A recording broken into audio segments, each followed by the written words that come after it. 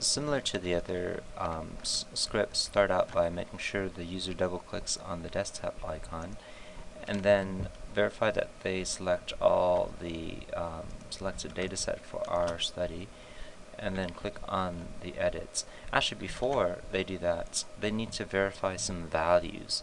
So well, we'll come back to the values, but first click on edit, and then once the dataset comes up, they would need to verify the value level metadata. It takes a second here.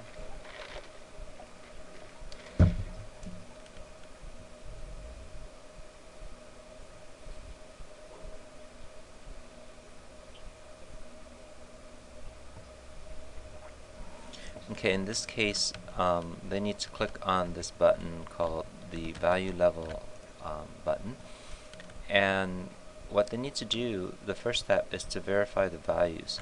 So what they need to do is note the variables here, and make a note of that, and then go back and verify if those exact same values are matches with these listed with the value of yes here. If none of these are selected, make sure that they select and enter yes for sex, race, arm, and also XT or EXT or T. So the first step is to verify that those variables match what's listed here. The next step is for them to look at the values and note all the values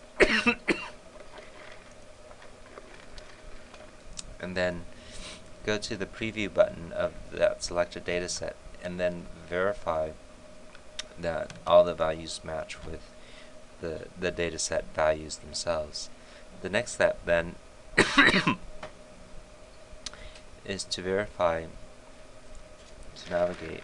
Sorry, second while.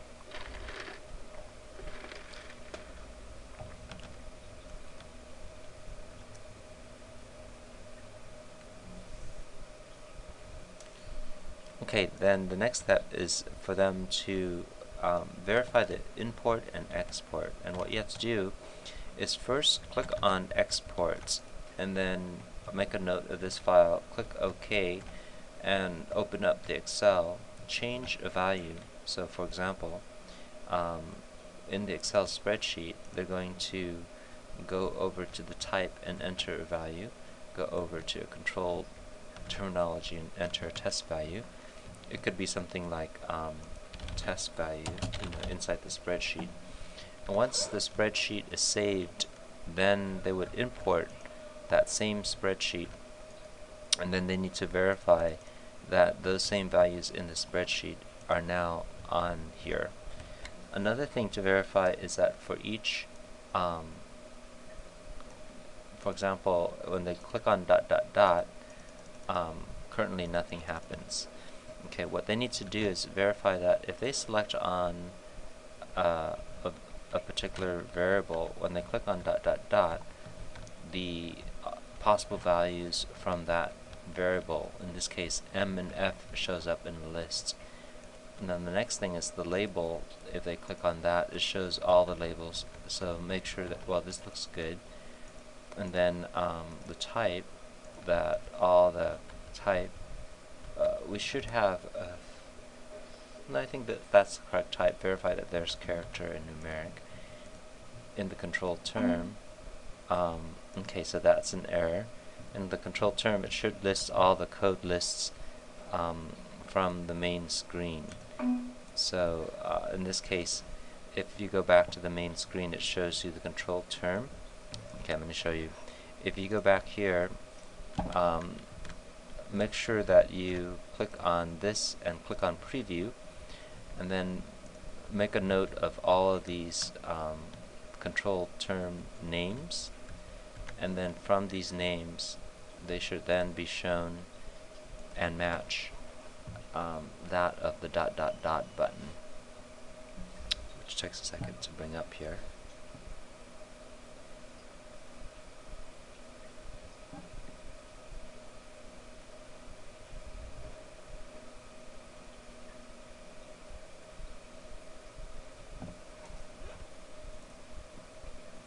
Okay, so in that case, when they click on that dot dot dot button, it should show the list of control terms, and same with the origin.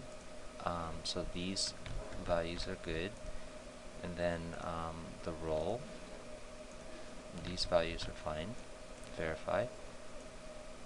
And comments. So now that they've entered some, let's say enter some values here, make sure that they enter a long value, and make sure it's over 300 characters like we did before. Make another one with a single quote, and make another one with a double quote, and then and then click on OK. I don't think it's working now, but once you click on OK, and then you go back to the generate button, verify that the final documentation created has all of those information that we've entered in the XML file. So the verification would be to verify that the so I'll show you what to verify briefly here.